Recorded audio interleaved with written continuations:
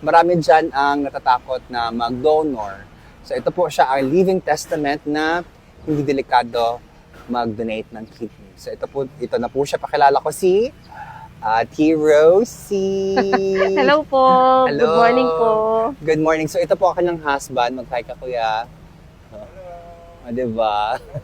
Anong kaya mo nung before ka na ano? Before ka 0.5. nag-donate? Before nag-donate? 0.5. Kunin mo. 0.5 lang. 0.5 ang kreya mo. Oh, 0.5, 0.6, ganun lang. Oh. So ngayon na nag-donate ka na, ano nang kreya mo? 0.7, 0.8, 0.9. Isang kidney lang yun, ah. Oo, di naman siya nagbago actually. Nagulat nga yung mga doctors namin kasi sabi nila after transplant, mag-a-adjust pa daw yung kidney. Tataas daw. Tumaas man siya, nasa 0.8. Pero ganun Yung lang. 0.8 ba is nasa normal range sa babae?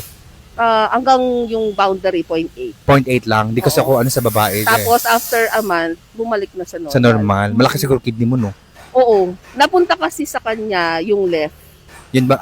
Ang left bang malakas sa'yo or mahina? Oo, yung left. Bali, yung transplant namin is laparoscopy ako. Tuition mo naman. Oo. Yung tusok. Private ba kayo? Ha? For private. Private. Magkano binayaran na doon? Doctors lang. Kasi under kami sa Z package din. Oo, kahit laparoscopic pala is pwede maano. 1.2 million yung coverage niya sa Z package, Z benefits.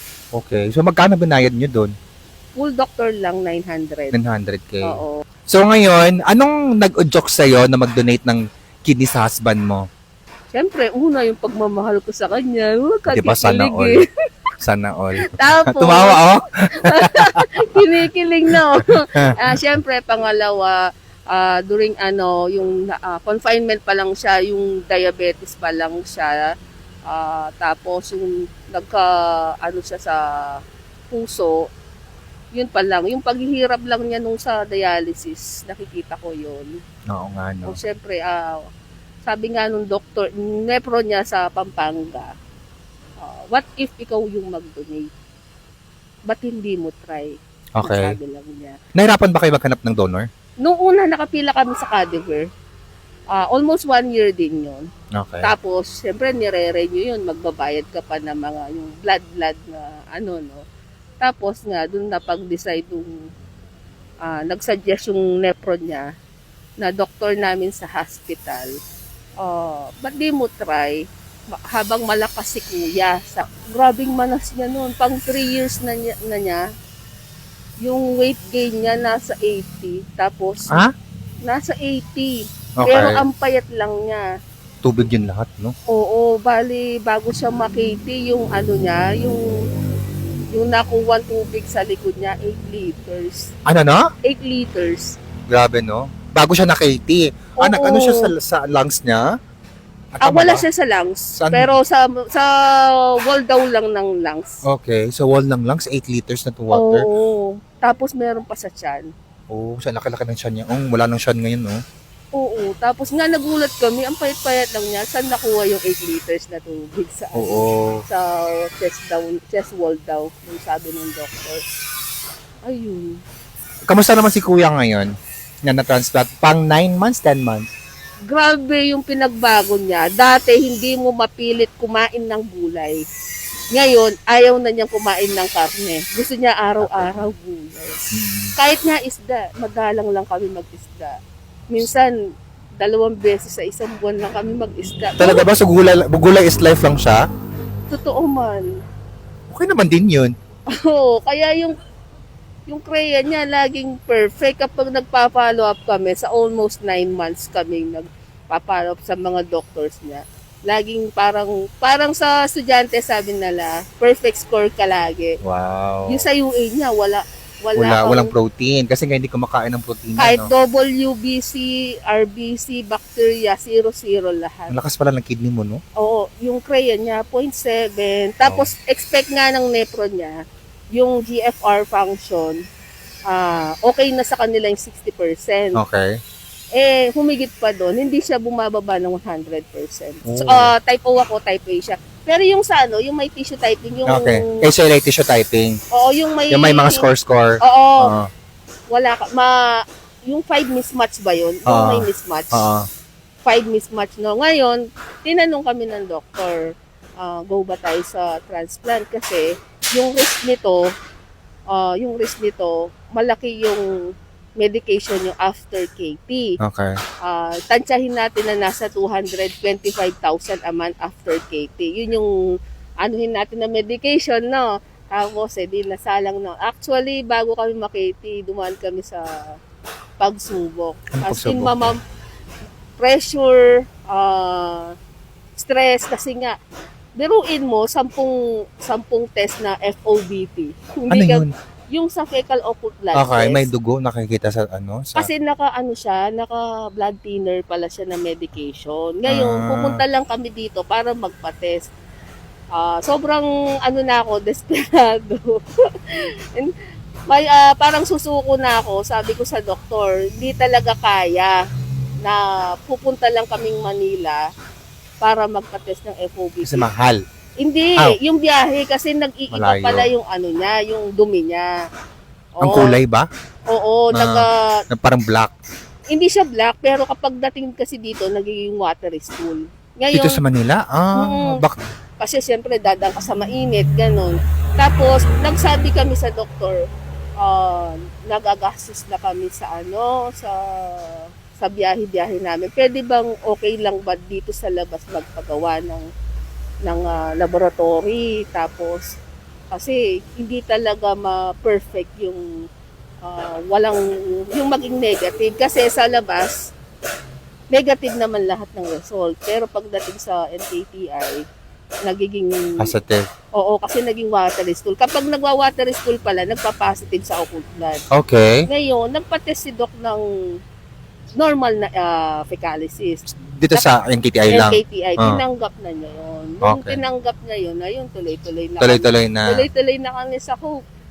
Ay, dininig naman ni Lord yung yung panalangin namin. Higit pa doon yung binigay niya sa amin. Kaya nga, from 200,000, magkano na monthly nyo nung first month nyo na gamot? Actually, nasa 50,000 naman. Ganon din naman ako. Oo. Pero, yung risk niya, nagulat din yung doktor niya na imbes na 10 milligram na takro ba yun? 10, From first na lumabas siya ng KD, 1 milligram lang. sana all. Until ngayon po. Mataas kasing dosage ko eh. Oo. Tapos yung niya, CellCep niya, ganun pa rin. Una yung MyCep, no? Tapos pangalawa yung CellCep. Nasa 3 pieces, no? Ilan yun? 3 pieces na prednisone niya, 5 mg. Okay. Yun lang. Hanggang ngayon, consistent naman. Oh, thank you Lord for that. Gift. Grabe. Kaya, Buti hindi kayo sumuko, no? Na may mga, ganun naman talaga eh, every transplant, may mga challenges din. Anong gusto mong sabihin doon sa mga taong natatakot mag-donate ng kidney dahil nga sa mga risk? Living proof si ate. Kung mahal nyo yung mga kamag-anak nyo or yung mahal nyo sa buhay, kung gusto nyo naman na mag-donate, wag sumuko. Go lang. Nandiyan naman si Lord sa atin. Wala naman na hindi binigay si Lord na hindi natin malalampasan. Tsaka huwag kayong matakot na kapag nag-donor kayo, mamamatay na kayo. Wala namang ganun. Sino yung mga may nagdadialysis dyan, may planong magpa-transplant, go lang kayo, wag lang susuko. Yeah. Nandyan lang si Lord sa atin. May mga every journey kasi parang may no? May kanya-kanya pagdadaanan, no? Grabe, opo. Sa inyo meron na yun, sa akin meron din. But at the end of the day, panalangin lang, natuloy pa din ang transplant. Oo. Diba? Para sa akin, I'm proud to be a kidney donor. Yes! Diba? Ganda Kidney nun. donor. Ay, dito pala. So ngayon, kuya, kamusta ka life after transplant? Ay, sa ngayon, okay na ako. Live na live. Hindi katulad ng dati. 3 years din ako nag-dialysis. So, mahirap. Mahirap. Ngayon, yung gusto ko noon na nagda-dialysis ako na uminom ng marami, ngayon nagagawa ko na. Ilang liters ba shot per day? Almost 5 liters, a day. Ako naman din. 5 liters a day yung ininom ko. Halos tubig lang ako. Wala akong ininom na iba. Talagang tubig lang. Pati kape, wala na. Although meron. Kaso, decaf lang yung ininom ko. Mas mababa naman sa That's black, kape. right? Black na. Yun lang.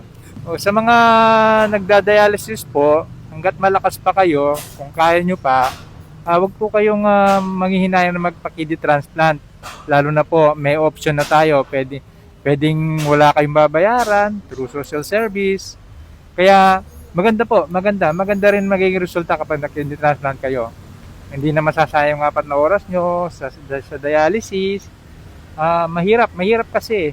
Lalo na kapag medyo matagal-tagal ka nang nag-dialysis, talagang pahirap yung katawan mo, nanghihina ka na. Kaya hanggat malakas pa po kayo, hinihingan nyo ko kayo magpa-kidney transplant. Meron po tayong 2 option dyan. Through Cadivere or living donor. Kaya may option po kayo dyan. Hindi po ibig sabihin nagda-dialysis kayo, patapos na yung buhay nyo. Hindi po. Pwede pong madugtungan yun. Yun, ang ganda ng sinabi niyan, no? So, ayun Pag, may gusto bang sabihin? Wala po. Hi po sa mga followers ni Tengkoy. Supportahan niyo po siya. Ito po lang mga dieta niya yung mag-inganyo ng mga magpapakidney transplant po. Kaya supportahan niyo po. Apo. Vlogger na din si Kuya eh. Ay, hindi naman po. Nag-vlog to Kuya, nakikita ko. Doon ka. Itatag ko siya. Taga nga saan nga ulit kayo? Taga-Palit Pampanga. Yeah, nakapunta ako doon. Ah, So, yun po, thank you so much, Ate Thank you. Rosie, Kuya. Thank you so much. Thank you po. Bye-bye!